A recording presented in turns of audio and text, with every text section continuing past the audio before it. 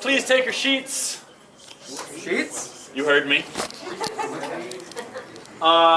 This one's going to be a little bit short and a little bit less organized. It was a late night for me last night. Been kind of a busy week, but really good things have happened. So, welcome to Sprang 26 Tang, week 5. I think I'm funny. So we're going to talk for a little bit about how cool we are and how cool other people think we are. Yeah. As a lot of you know, we've been going to a lot of game developer events this last week. I talked about my experience at Beer Wednesday last week, and also we were talking about my experience this week, which was fucking awesome. UC Irvine's been putting on some really excellent talks over on their campus. And if you ever want to, feel inadequate about Cal State Long Beach, just visit UC Irvine. So we've been going over to their talks, and they've been really cool. The talk's been really cool. Emily has candy, thank you. So we're going to talk a little bit about that. Okay, so a couple weeks ago, Kate Edwards came and visited us, and these things that she talked about didn't get up on the slide. Again, disorganized this week. But I've been emailing her back and forth and asked for some of her feedback on what we could do to improve the club because, as I've been talking about the last few weeks, we're always trying to get better. And she said that she was really impressed and that we're one of the more organized groups that she's seen. And she did not mean just like game development clubs at school. Even in comparison with like the industry, we're really organized, which is awesome for us. A little scary, but it's still really cool that there's someone who has seen so much of the industry and is comparing us favorably to it, kind of as a whole. When I asked her what she felt that we could do to improve, she said that there really wasn't much that she didn't already see was like on our trajectory already, and that there are certain limitations that our club has just because we are part of a school, and that putting those aside, we're already doing just a phenomenal amount of great things as an organization and as individual members of this club. So, yeah. Really cool. The last thing that she said, two more things. She, as some of you remember, she was talking a lot about the importance of diversity in tech industry, but game industry specifically. And she said that she had noticed it and she was really impressed with the level of diversity that we have here. And that this last thing that she was talking about was that she was at DICE all week last week. The kind of conference, really kind of high-profile conference in Las Vegas, and that she had spent a lot of that week talking to developers about how cool we are. So, yeah, some of the most important people in the game industry are starting to hear about VGDA in a very positive way. So that was just the emails, and then there's some other really cool stuff going on as well. So we've been talking to a lot of developers this week, and they've all been really impressed with the issues that we're trying to tackle. Collaboration and iteration are things that no one has down perfectly in any group. StarCraft 2 took 8 years to ship. It was not supposed to. Titan was another project that Blizzard was working on. It never shipped. It fell into development hell and it died there. And so these are issues that everyone is still grappling with, and that we have been building a successful model for dealing with that, with the resources that we have. And it's obvious in the games that we've been showing off to people showing off to developers and stuff like that. And the way that we've been talking about these issues to them has made them really realize that we're not just kids making video games. That we're not professionals because we're not making money, but that a lot of the stuff, like VGDA could potentially make money if it was not a school club. And they're, like, everyone that we've talked to kind of, they first see us as these kids making games, and then we start talking to them, and they just get blown away immediately by the stuff that we're putting out. So yeah, I really feel good about that. We've been talking a lot this semester about developing around feel of the game. So that was something that was in all of the game pitches. That was a requirement that the feel of the game be something that you really had to make explicitly clear. So with Project Adagio, it's this feel of kind of grandeur, this kind of meditative, relaxed gameplay, and that is the way that successful companies are doing things now. And we've talked to people who have been on several unsuccessful projects. They all identify not having a set and understood explicit feel as part of the reason that their projects failed. With Titan, with Prey 2, and even with a guy who worked on Halo 4 identified that as part of the reason that the storytelling in Halo 4 was not as good as it could have been. Even though the facial animations for Halo 4 were mind-blowing. But that's not something that a lot of people are realizing, even in the industry. And so the idea that there's a club that's really focusing on that really is impressing people. Students at UCI think we are so fucking cool that a couple nights ago we were talking about the stuff that we were working on. We were talking about how we work as a large group, that we're not just, I mean, I love you programmers, but the UCI club is like 95% programmers. They have a dedicated artist. And look, I don't want to disparage UCI. UCI is able to put out, they've adopted a model that I can't even conceive of. They do this thing where they have a lot of small groups, and they have a ridiculously high percentage. The UCI Game Development Club put out 17 games last semester. Okay, last year. Last year. Okay. Yeah. It's still a lot. We put out 2 games last year. And we have a different process. We want to get everyone involved on every level where possible. And yeah, we have a very different development process. But they've identified something that is working well for them. These kind of smaller, more true to the indie feel style of development. And it's great that they've been able to make that work for them. So I don't want anyone to think that UC Irvine is worse than us. However, we do have a few advantages. We have this really great music and art and writing department, these writing departments, and that has turned into these teams that have been able to put out some really fantastic work in a way that UC Irvine has not been able to build that kind of multidisciplinary collaboration process. And part of that's because they're on a quarter system, but that's some other issues.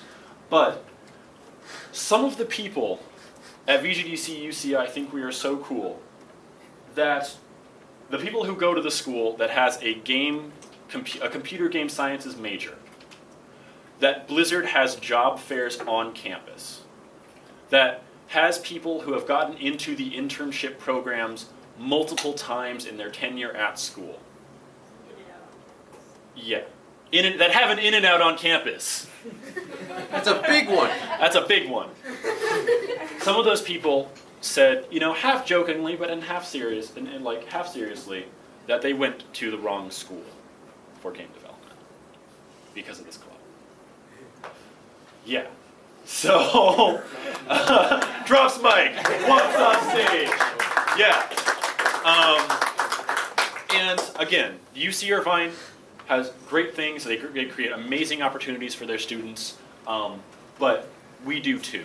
And we create unique opportunities for our students that not a lot of other campuses have been able to replicate. So moving on. We've been doing this thing that's kind of unusual for film and game industries, where we try to have our sound team working with us from the very inception of the project. And several of us had a chance to meet the lead sound designer for all of Blizzard, and he says that technique is the best way to have sound integrated. and it's something that there's not a whole lot of there aren't a whole lot of precedents for that, especially not in like the level of development that we're at.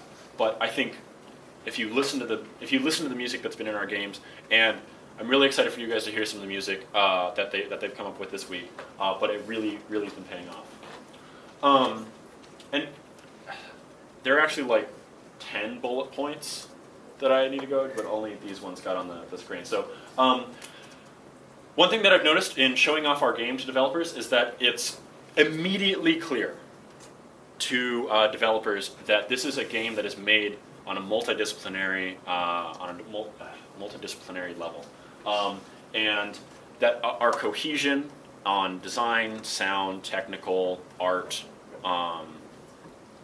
writing, like all of those are working together pretty damn well. And you know, that comes from pulling out our phone, opening up Parasomnia, opening up The Last Arrow, starting the game, and they just go, okay, this wouldn't make any money, but it's really incredible, like what you guys are doing. And you know, it's fine that we're not making any money right now because you know we wouldn't be allowed to anyway. So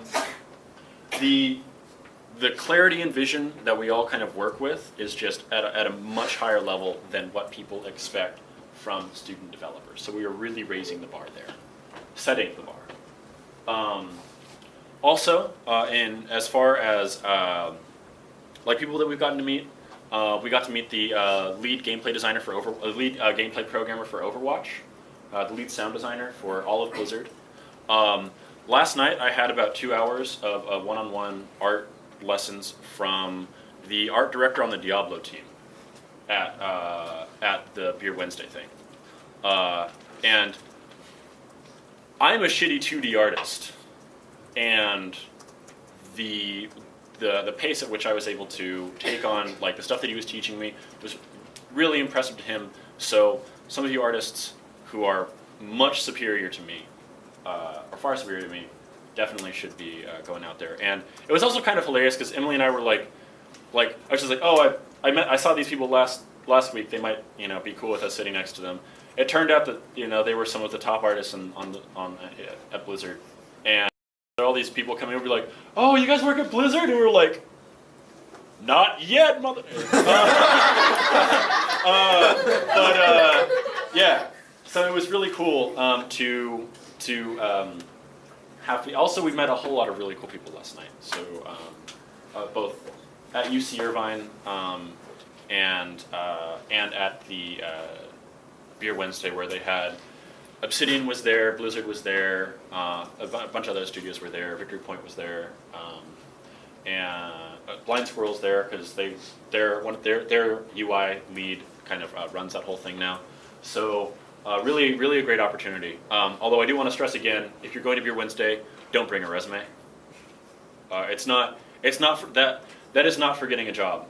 It's not a job fair. It's a social event. It's going and meeting cool people who you befriend, and then they get you a job. But not really. But they go there in the spirit of friendship. Go there in the spirit of cooperation. Don't go there begging for a job. You will literally make everyone at VGDA look bad. So I hate to get like all negative, but it is a fantastic opportunity for everyone. Also, some exciting news. Ken just locked in a phone interview at DICE for a associate sound engineer, or sorry, associate software engineer. There you go. Yeah. So buy him drinks or something.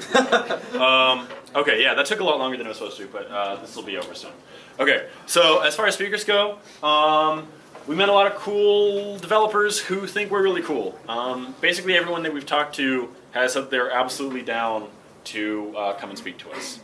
So that's, again, the lead gameplay programmer on Overwatch, the lead sound designer for all of Blizzard, a guy who's been doing tools there for several years. The lady from she worked on Dragon Age Inquisition. She worked on she worked on Prey 2, and then also she's on the champion development team at Riot, and she thought we were really cool because like we mobbed her. We didn't.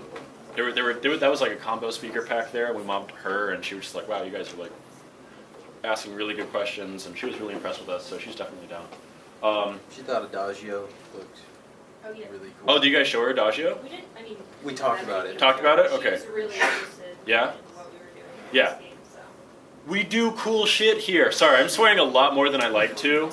But Sure. yeah, I'm just really excited. Well, a lot more than I like to in front of people. Well, real people.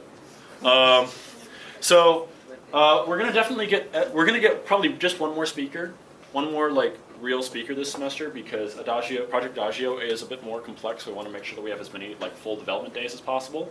But we will probably be able to get some of these guys, people, to come in and critique our game at the end of the semester. Including what was the Blizzard? Was that Robinson, Andrew Robinson, who is one of the lead writers of Blizzard, not for the games, but for, he might be doing game stuff, but he's definitely like in charge of like all the cinematics. Yeah. Over comics and stuff. so some really big names will be coming in and critiquing our game at the end of the semester, which I know is like kind of scary, but I think you'll all be impressed with the level of work that the other teams have done today.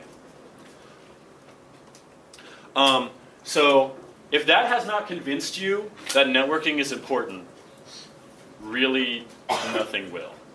I mean, we've met so many people who have the jobs that we want 30 years from now, and we've made a great impression on them. And you can only do that if you go meet them.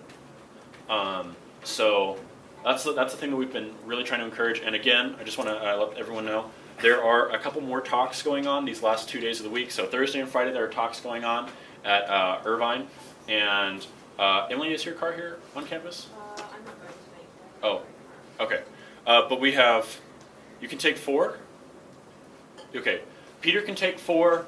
I can take, 3 minimum, and then, after that it kind of depends on your comfort level with each other. Yeah, so please come out. You'll get to meet not only the people behind Shovel Knight, and then what's the other one? It's another producer talk. I forgot. But Shovel Knight. Shovel Knight, and then another producer, and also people who are going from UC Irvine into the game industry at the end of this quarter for them. So yeah, really cool stuff. But I will be posting this. I'll actually be posting this time around, whatever. These are some other meetup groups. So if you can't make it to the UC Irvine talks, I know we're in the middle of midterms. Look around. We're in the middle of midterms. So I know it's not necessarily practical. Like you do have to pass. You do have to have a degree to get these jobs. So you have to pass your classes. These are some really cool groups. I've been to a couple of these, and they've always been like really open and welcome. And also, as far as the Beer Wednesday thing goes, now that we're sort of building a presence there, it's going to be a lot easier for people to go. Because first few times I went there, it was like kind of standoffish. They were like, "Who the fuck are you?" But I'm known. This beautiful face is well known now. Well, by some people. So yeah, it'll be fun.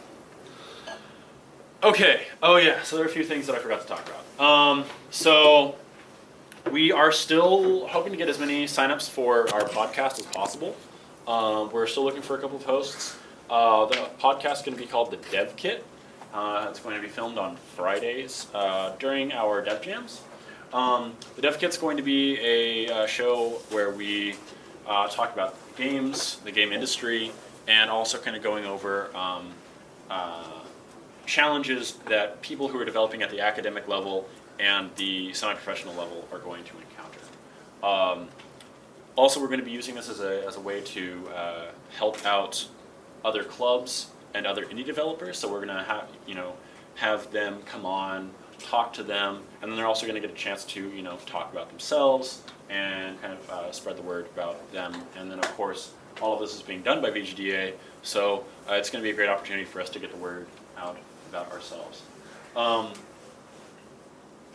thought I had a slide about making shirts. I guess I didn't. I must have pressed the delete key too many times. But we are going to be starting designing shirts, and I'll be posting more information about that later, sometime through the week. So make sure you're checking our Facebook page. So next week we should hear back from people about dates for speakers that are coming in. So we're going to try to, like, we're going to see if we can get Russell Brower, who's the sound design lead for Blizzard, because the talk was really not only very informative about kind of the power of music, the importance of music, but also how you are going to interact with the game industry, and how the game industry is going to interact with your life as well.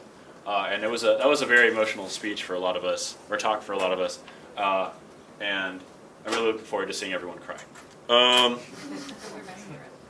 Yeah, don't wear mascara, gentlemen. Okay, so that's all I've got. That was a little bit more rambly than I'd like to be. Okay, well, meant to be. Anyone have any questions, comments, feedback? Anyone who was at the last few meetings or UC Irvine talks or anything that I missed? Cameron, that was pretty cool, right? Yeah, it's cool. Like, you Rave review! Yeah, any questions, comments, feedbacks, concerns? We're doing it wrong. We're good, because we're not doing it wrong. Oh, Yeah. when will the actual dev kit auditions start tomorrow? 2. Dev Kit auditions start at 2 tomorrow. Okay? Is it going to be just where the dev jam's at? Yeah. Well, we'll start there, and then we'll invade some other room.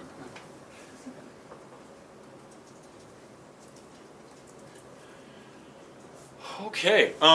So, like I said before, a lot of pretty damn cool stuff happened this week.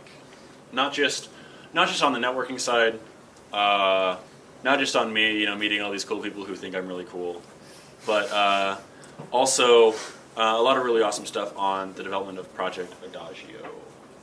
So we'll start with art team.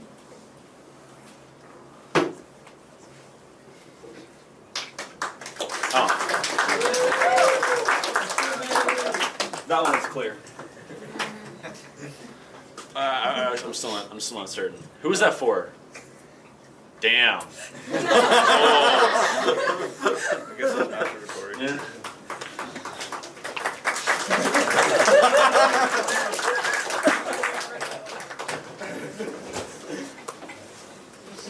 So we came up with some really good type for the title screen, for the loading screen. Alright, so it's week 5. You guys are ridiculous in the art team. Our pace has actually doubled since last week, almost tripled, and it's freaking amazing. You guys are actually putting work out that's also to a good level of polish as well, and it's not just like, you guys just spitting sketches out from your sketchbooks most of the time. It's also keeping really, really well to the visual style, and that's going to help us, it's going to ease the process so much more when we have to make assets, so that way we can all put everything and lump it together as needed to an easier extent. If we keep this up, this could be the best semester that we've had in terms of art thus far. So congrats to you guys. You guys are, if you guys were my kids, I'd buy you an Xbox. So here's concept art for Zimri. As you can see, there's a lot of once I gave out the update on the on Zimri no longer being a child or a preteen, but more like a late teen. You guys responded to that very well, and not only that, you guys were able to clothe him correctly, and apply all the same concepts that we were talking about, which is just really good. And I'll let some of the art speak for itself here.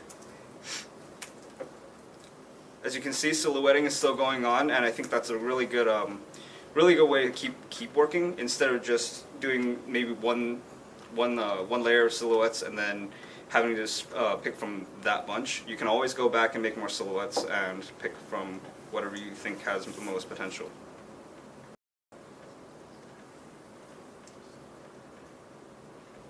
I also think that this, although only one person had posted actual elaborations on the instrument, I think that this is something to look into.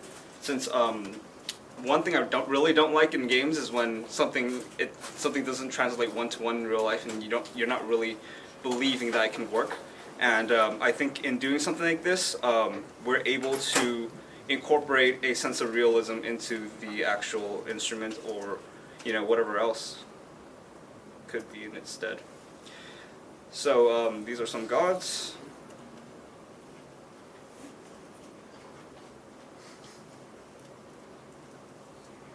More silhouettes. I want to kind of direct your attention to this really quickly and kind of elaborate on how this is successful.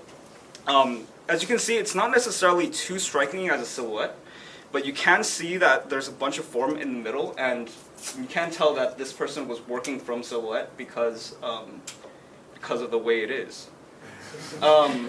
Also, what really contributes to it is the color scheme.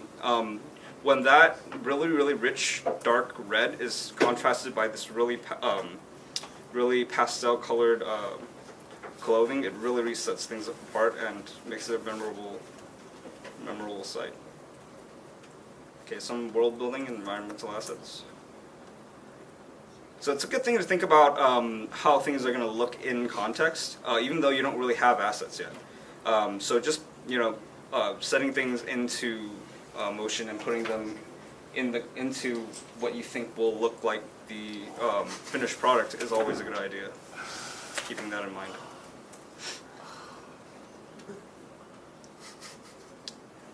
This is also very good. I would like to say that this, although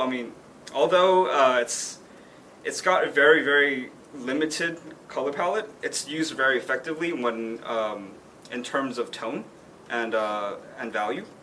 So keep this in mind when we're creating these assets, because this is what's going to help us with our dimensionality problem.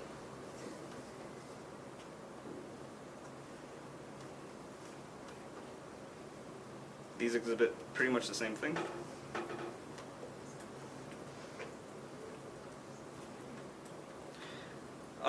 I'd also like you guys to pay attention to the fact that some of these are more varied, I would say, in size than others, and also the arrangement of the blocks will also help in its look of randomization in the middle ground there. Also, some variations don't hurt. Although we are going for a warmer, darker tone, I think that it's always good to explore. Just in case, we go past MVP and we're able to explore other palettes, it's always good to have something like this in backstock so we can pull from it. Alright, so tasks completed. You guys are like art ninjas, and you guys do your work quickly, and I'm just going to grade you guys like Tenchi, sorry, that game. Shit, Jimmy. Concept art.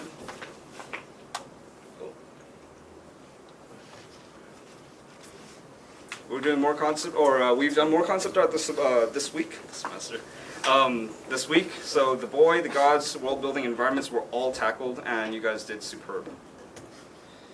Tasks this week, I'm going to leave this up just so that if we have more members coming in during the semester, they can take a look at this and know exactly what to do. So pay dues, get on Trello, link up with Pinterest, read the design doc, and begin concept arts.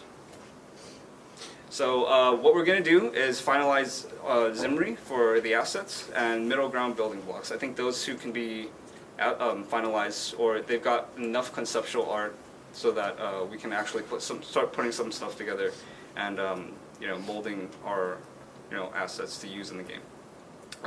With that said, a part of the team's also going to.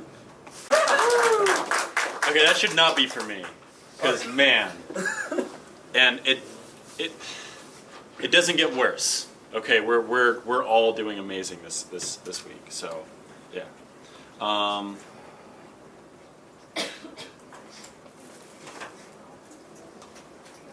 There's a design one coming up at some point.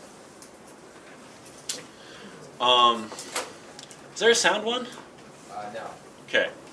There isn't a technical one. Okay. Well, doesn't matter. You can't go. I'm kidding.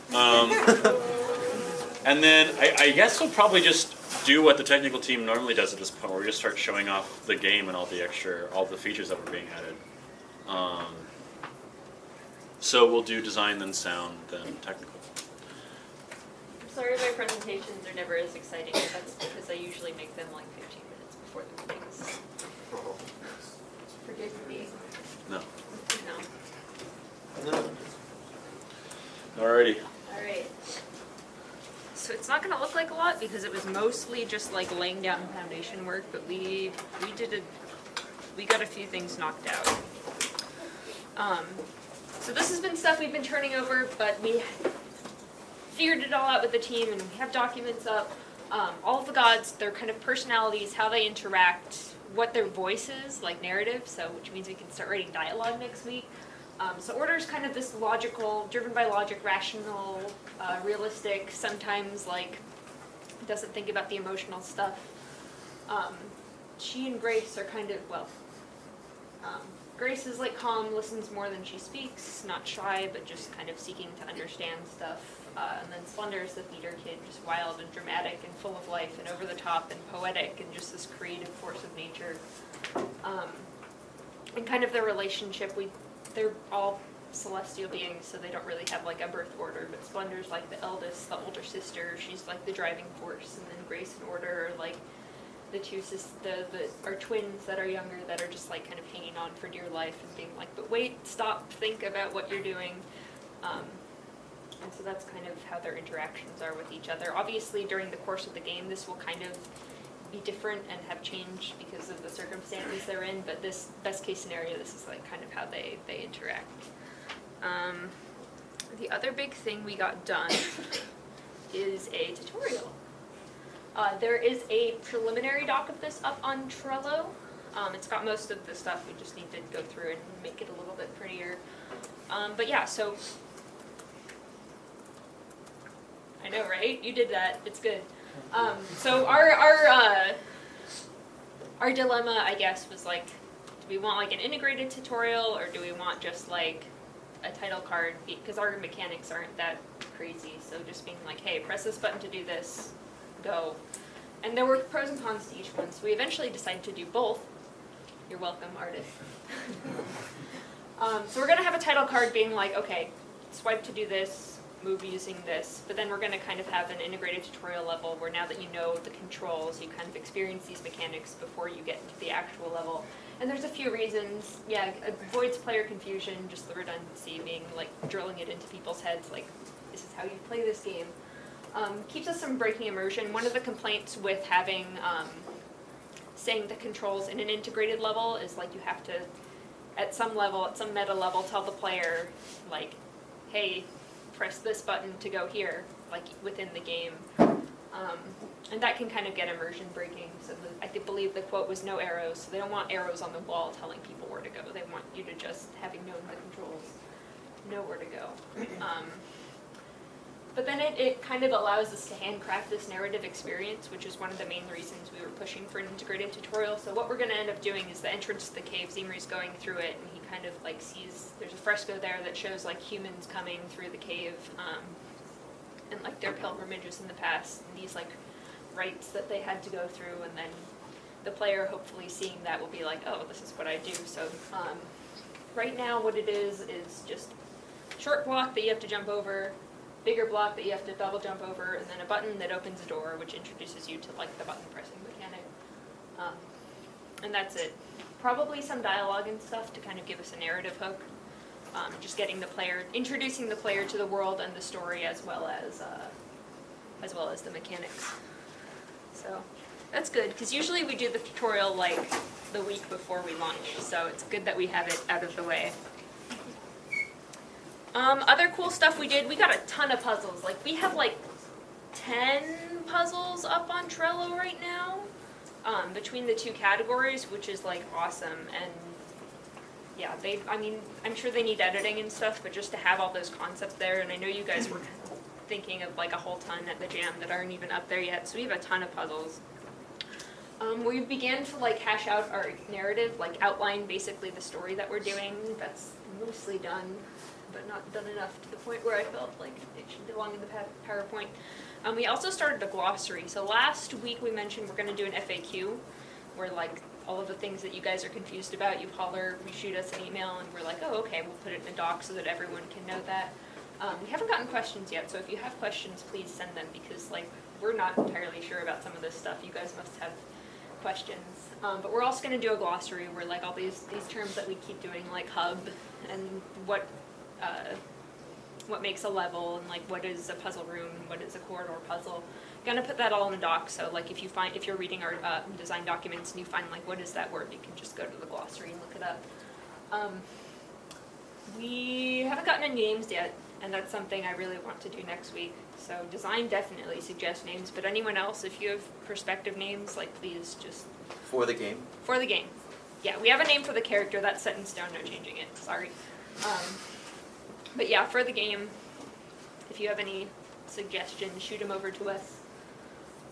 And yeah, this, I don't know, as a narrative person, this was really brought up as something interesting to me, but there's a debate on whether or not our main character will speak at all, like have dialogue and stuff, which is something that I found really interesting, and we haven't come to a decision on that, but that was something I hadn't considered, and I thought it was a cool thing to bring up.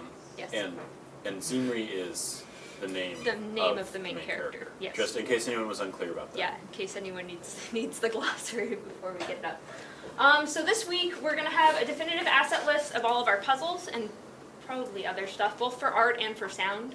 So that'll be like, okay, we need this button to look like this, we need this kind of pipe, that kind of thing. We're also going to try and consolidate it, because right now we've just gotten crazy with puzzle design, but that's not always the best as far as conserving assets. So we'll be like, okay, we can use this asset for this and this and this, so that way you guys only have to make one asset.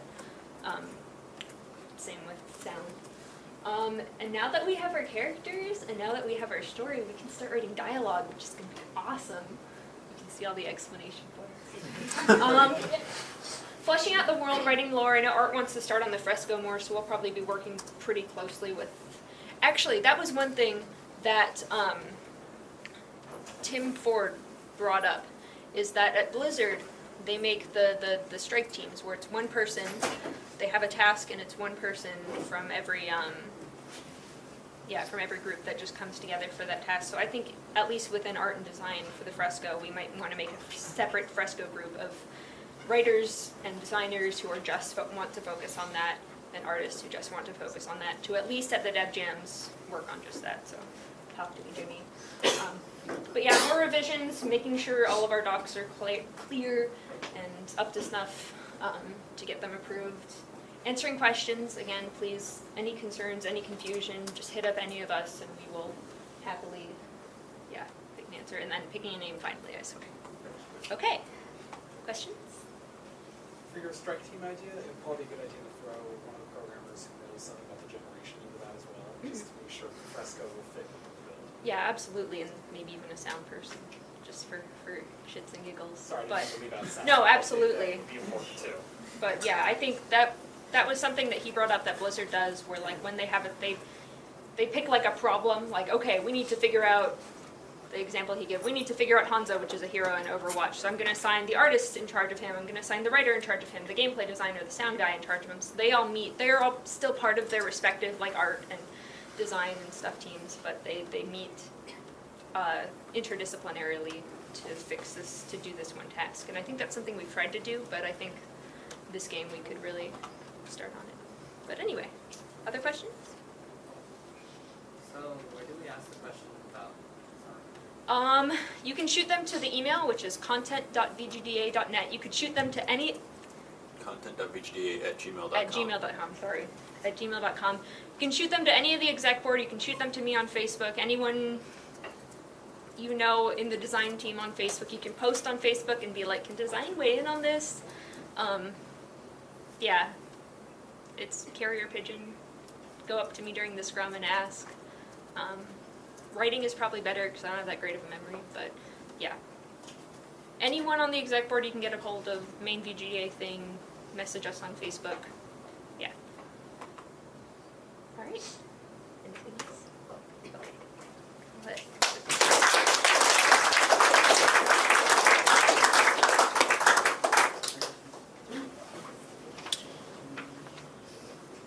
Woo! Play me a lovely music, music man. I'll play some magic for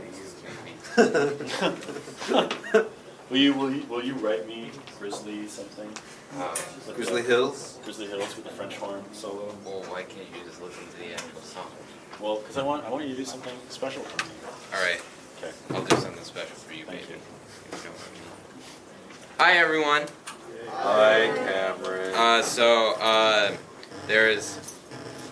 Nice. There is an issue with the sound studio this week. It's not going to be a reoccurring problem, so don't worry. We didn't have any actual sounds to do anyway, so no work was lost. Alright, so we're getting closer to deciding a main theme. Let me play that for y'all. Dude, are you judging me? My mom's from Alabama. I say y'all all the goddamn time. It frustrates people, so I'm right there with you. You're... Okay, hopefully it stops. That Okay. must be it. Figure it out. Alright, music, yay. I thought that was the ambient sample. Is it going? Should be. Yeah, it's going. There we go.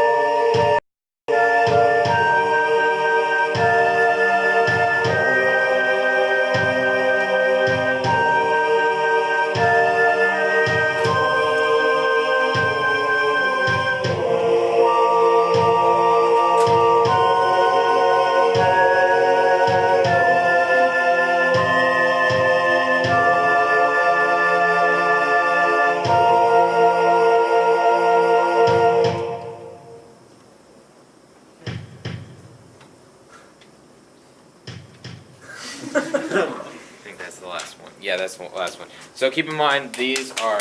Yeah. Yay! Yeah, so keep in mind, these are... no editing has been done to them. They're using very crappy MIDI, so it doesn't sound good at all. But that will be fixed later. So problems with volume, the timbre of the actual instruments, that'll be fixed when we get closer to a finished product. Okay, next one. Oh, that's not the beginning. This is the beginning.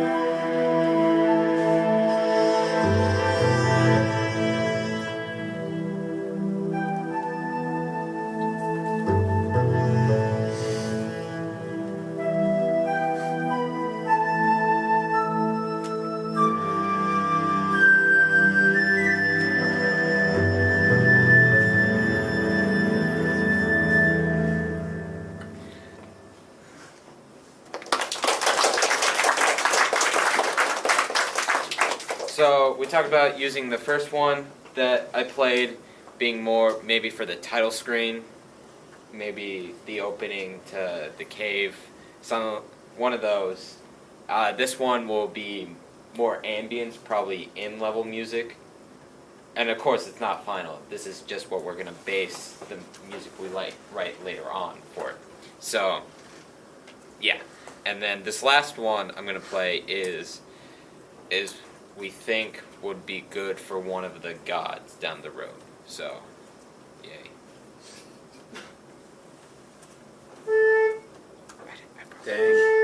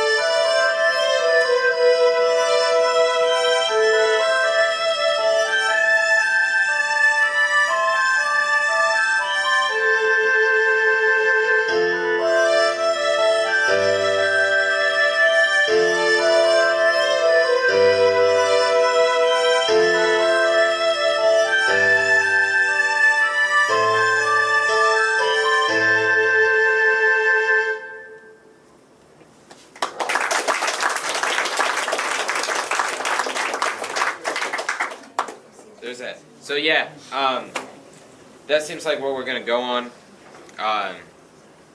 What we're gonna base the rest of our music on. So yeah. Also, I'm gonna work to try and find a way to post the music somewhere so everyone can listen to them whenever they want to, if they want to feel inspired or something like that, because that's how music works, right? So yeah, I'm gonna work on that, try and get it posted by the weekend, which would be cool. And then also I'm gonna try and work better with the art team so we can like do a sort of feedback loop sort of thing. Be like, yo, Art, here's some music. Nah. Get inspired. And they're like, yo, dog, we're so inspired. Here's some art. Get inspired music. And I'm like, yeah, dog. So yeah. Also, an update from the conference in UC Irvine, that place. I talked to one of the people in charge of the club, and I was like, so I heard you guys had like no sound people, and they're like, yeah, we have like 2 for the 16 teams we have. And I'm like, whoa. So I'm like, hey, we got a lot of sound people. You guys have a lot of teams working on projects that need sound. Maybe we should like, do some collaboration sort of thing. And the dude was like, yeah, let's do that. So, awesome opportunity for the sound team. We'll get more experience working with people from a distance virtually, because that's how it is in the freelance industry. You don't really meet face to face very often. So it's going to be really helpful for us to get used to how the industry works when we're going to start off after college, or maybe during college, I pray. And also more stuff on our resume, getting VGDA out there so it's better for us, and they get cool sounds too for their games. So it's all around better for everyone, everywhere. So yeah, something I'm really excited about. Questions, comments, concerns? Yes. Do you think a similar deal could work out for the artists? Maybe. Yeah, Art is going to have to ask them, but I imagine since there's not a lot of artists, that will probably work too. Any other questions, comments? Yes. So far, I've noticed that you guys have been working with more of a classical or like the cinematic style of music. I'm not sure if it was ever explicitly said that's what we're sticking to. I just wanted to know, like, are we willing to work outside of that context too? We're trying to stick in an Eastern environment. which sort of the classical music sort of follows that Eastern because you can't really have like electronic instruments in the ancient Eastern style. I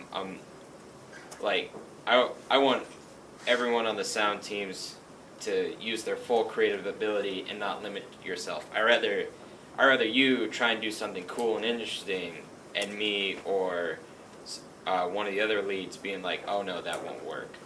But it may sound really cool, it may be exactly what we're looking for, and we'll be like, yeah, dog, that's the ticket. So yeah, just as long as it's in the Eastern style, it doesn't have to stick specifically to classical instruments. And also, every component of the development process has to, work to the feel that we're like trying to provide. So, that's not saying that it can't be done. It's just that like whatever is attempted needs to try to match that as well. Yeah.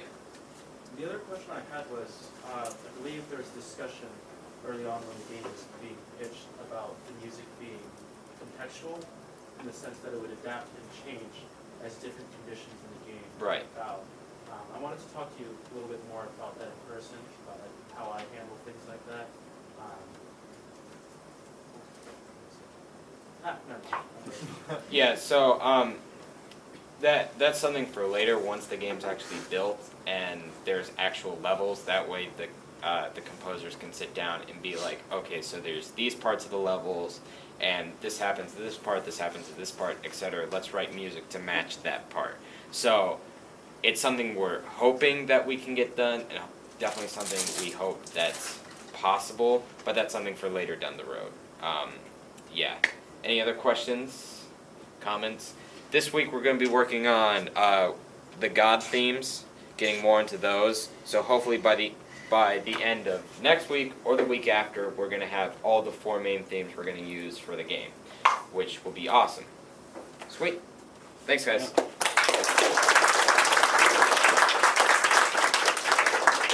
Technical? Wanna show off what you've been working on? Never mind. Sure. I can try. No, that's good. Yeah. Oh, sorry. Thanks for talking on the. I'll do it. Yeah, I didn't have time to create a presentation this week, but I feel like as the semester progresses, they're going to get shorter and shorter and shorter until it's just going to be me showing off the game, because that's mostly just what we put in and kind of, well, it's not like it's just going to be a silent presentation. I'll talk about what we did, what we're going to do, things like that. So, yeah, it was a pretty bumpy start at first. There was a couple issues that arose, but luckily we were able to put it together in the end. So yeah, it wasn't going to be easy, but it worked. So yeah. Why don't you tell us what happened? Okay. Well, actually, no, I don't.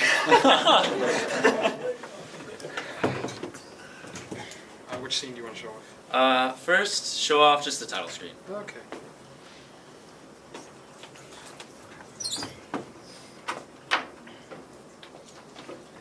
It's all good. So yeah, we basically worked on all the basic aspects of the game that are kind of the foundation for everything else to fall into place for. We worked on the title screen, the generation, the blue screen, the test room, just all the basic mechanics that we could possibly think would help push our game closer to what we want. So yeah, you can see all the work right there.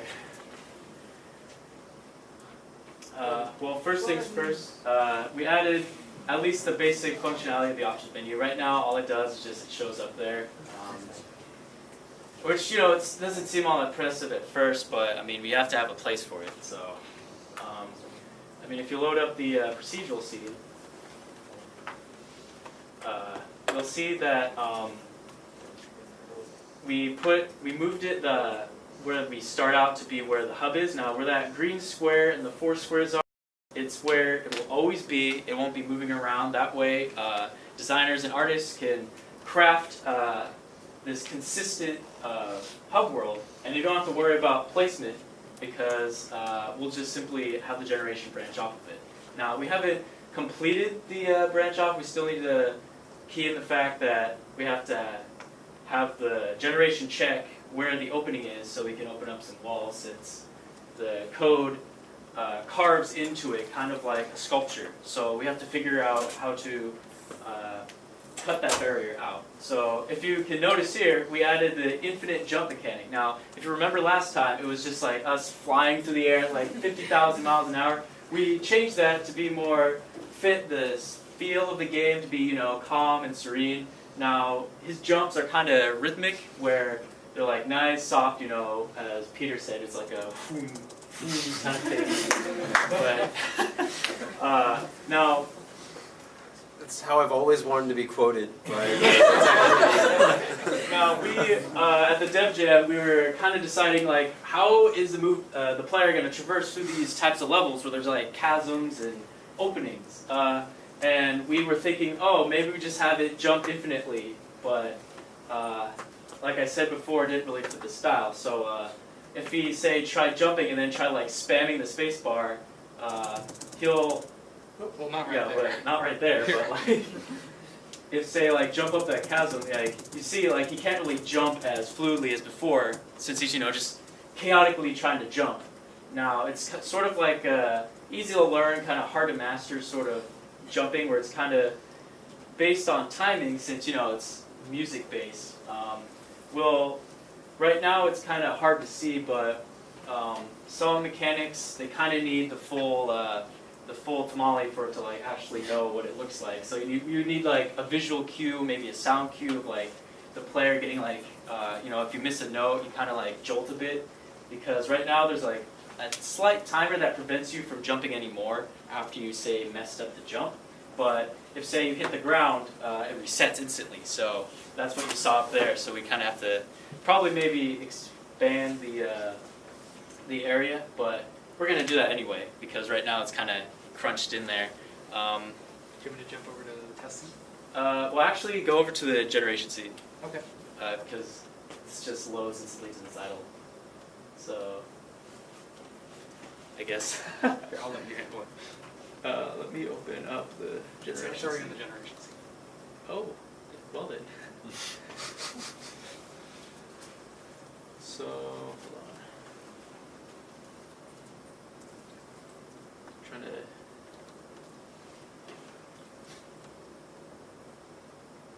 It's really hard to zoom out with a mouse pad. There we go. If you can turn off the lights so we can see this better. Yeah, I wish. So you can see here, right now we have a lot of space to fit this, these rooms and corridors. Now, we haven't put in the exact room sizes yet, but what we also added was we added in an algorithm that sort of checked if any of the rooms overlapped with each other. So you can clearly see that before it was like sometimes you could have like 3 rooms on top of each other making this giant massive room. Now, I mean, this might seem cool at first, but for on design's end, like they're gonna think like, well, what are we gonna do with this room? I mean, we can't really plan for that, so it would just be like an empty room. So what we thought of is having a sort of thing that checks for it. So if I keep doing this, hopefully it doesn't overlap. So if you check again, now it's down here, which is pretty cool. Right now it's kind of constricted since it's pretty tiny. I'm pretty sure it's just gonna like constrict around here, but once we increase the size of these rooms, they're gonna go all the way to the end. So now that we've gone over the generation, let's go over all the individual mechanics. They track in your player's inventory. If you hit the I key, I think, yeah, it checks down there that I collected 3 of them. So if I hit this switch, you know, blocks appear. You can phase through them. And then if you hit this, this has kind of like a zoom feature. So if I did this again, we can have it to where it zooms in on what, say, the player needs to do in a certain given puzzle room. So we wouldn't necessarily have to give them walls of text. We can just say, oh, well, look at that thing. That looks interesting.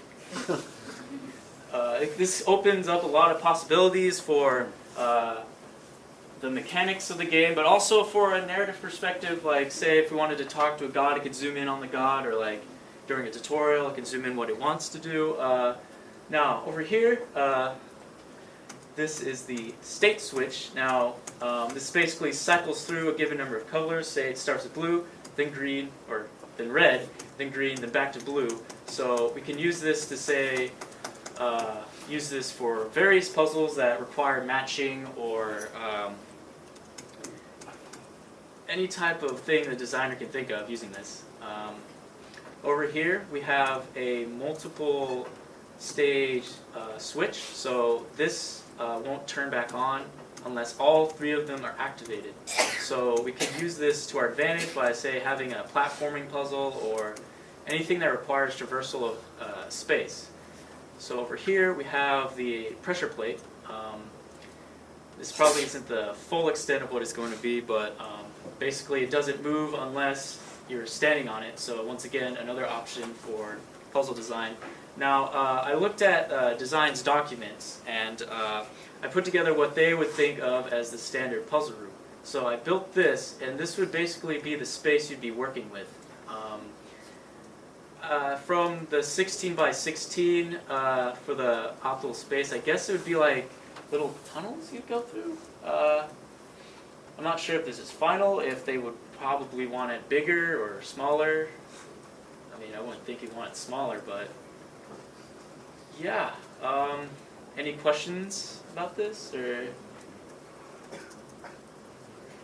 I mean, design, does this seem... That seems about right, yeah. Probably bigger, but we'll talk about it tomorrow. All right, sweet.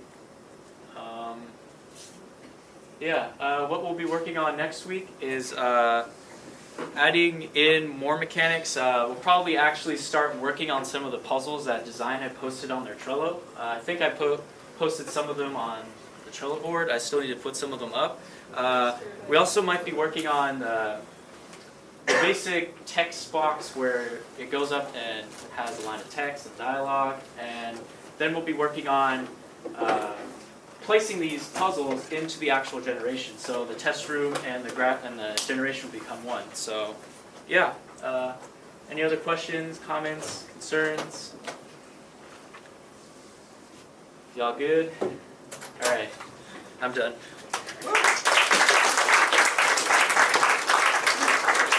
All right, and we just have one last presentation from Chi, who's going to be talking to us about some of the things that the outreach team has been working on this week.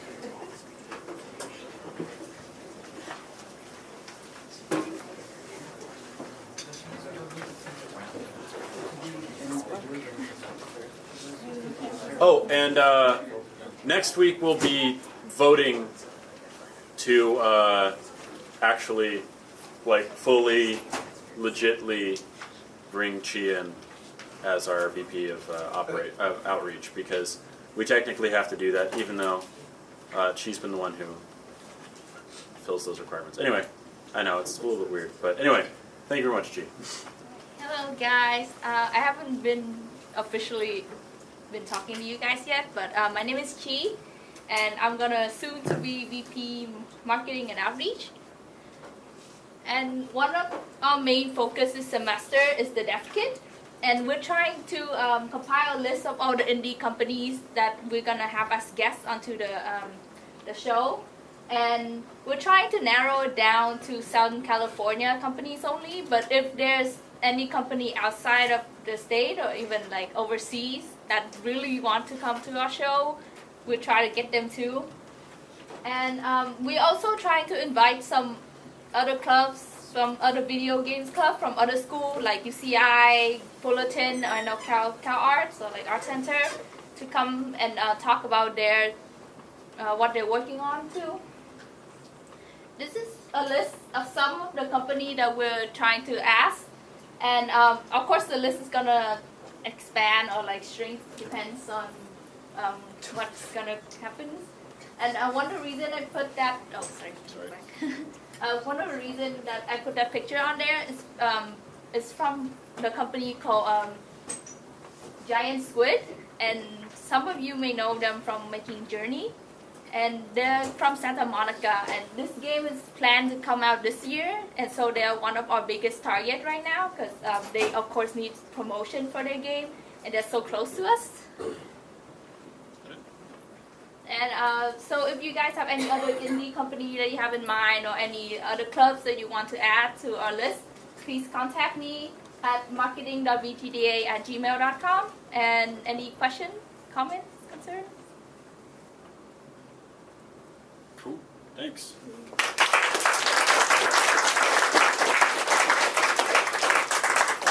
Alrighty. So normally at this time is the time we like to start handing out candy. However, we ran a little. I ran a little bit longer than I thought I would, and so I guess if you want, we can do the normal thing. It is going to take a few minutes that maybe we'd like to spend on our scrums, but what do you guys think? What? You candy. Scrums. Okay. Candy next week? Absolutely. All the people who are saying scrum already got their candy last week. They're just being selfish. I said scrums. I'm not getting candy. You know what? That's exactly why. All the lazy people. You can do it like an auction, just like as fast as possible. Do I hit one candy? Two, and the man's grace rapid fire them. All right, it is pretty quick. All right. No, I think Emily has a good point there. Okay, we'll do this real quick. I think I only have Art. I sent you mine, but. Okay. Technical team, did you send me yours? Level ups? No? That's I'm going to key them in right now. okay. I'll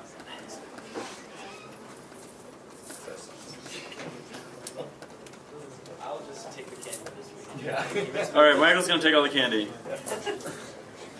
Well, I mean, I have the list. I just need to.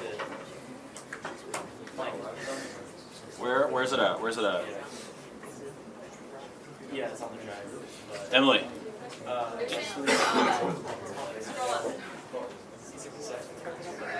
Well, it was Sheena and, sorry, what's your everyone Riley. Riley, I don't think you're here today, Riley. Yeah, I think neither of mine are here. Okay, none of the content developers, none of the design team developers are here anyway, so, you know, next week. Okay, this week, Colton Palmer, come on down. Aaron Emery is not here. Hashim. Ishmael Castro. I thought I saw you. Did he leave? Just walked out. Okay. Katrina Yee. Come on. Liz Reyes. Come on down. Nathan Moore. We're gonna scratch that guy. Oh, I'm sorry. Jose de Luis. Come on down. And Irene Shea. She? Shea. Like the butter. All right. No relation. No relation. I wish I'd like to get some back. All right. Sound team was Oh, okay. Amy. All right. Yeah. Just come on down. I guess you'll announce them. Lewis. Yeah. Okay. If you guys don't hurry, I'm gonna start throwing from this range. I'm not super accurate at this range, so okay. Amanda. Hey, Ishmael. Ishmael. No, more specifically the eye in that case, but you know. He's a tough guy. Andrew, come on, Amy, you gotta come down. Amy. It's no fun if you don't. Come on, Cap. All right.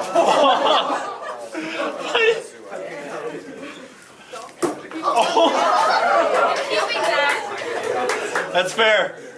Oh, okay. And then, yeah, Cameron, I'm guessing. Oh, and yeah. I'm not. Okay, you know, me versus Manning. Okay, either of them. I have a pretty good, I have a pretty good percentage. All right. So, and then that's sound. That's art. You didn't? No. Well, you don't get one.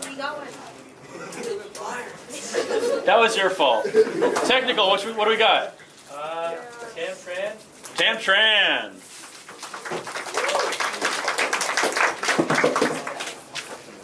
Yeah, okay. See? He has commitment. All right. Scott Roberts. Scott? Okay, yeah. Yeah, all the exceptions. Brian Fan. Brian Fan, you here? No? Well, fine then. Alejandro Gonzalez. Okay. Kenny Doe. Kenny? Oh. That was me trying to kill Kenny. All right. I bet you've never heard that joke before. All right, yeah. Angel Trujillo. Angel Trujillo? Yeah. No? Okay. And that's about it. That's about it. All right. These people who've all reached contributing developer this week. So a round of applause for them. Thank you all very much for the work. Well, yeah. I mean, we've done so much fucking work this week, guys. It's just phenomenal. I mean, I don't think real developers would believe that kind of work gets done in the span of 2 weeks. I think this is so- the most legit week. I think this is like one of our more legit weeks. Yeah, definitely. Yeah. All right. Cool. So now we're gonna scrum. Our team, does our team need the projector? No. Okay. Board. Okay. So our